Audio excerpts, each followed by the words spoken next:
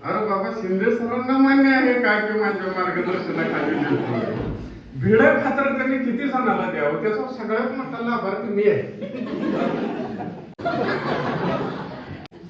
म्हणजे मी सरांच्या हे का म्हणजे खरोखर म्हणजे मी बोलतोय विनोदानं, पण तुम्हाला त्याच्या मागचं गांभीर्य.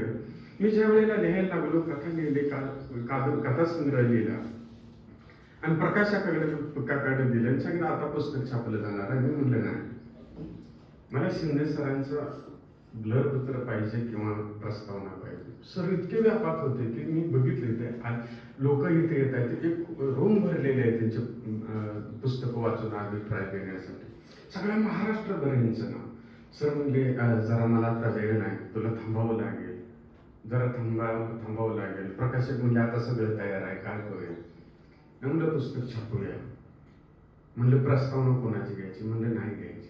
म्हणले का, म्हणजे 10 आवृत्ती अशा निघू दे, पण त्याच्यात प्रस्तावना शिंदे सरांचीच येणार.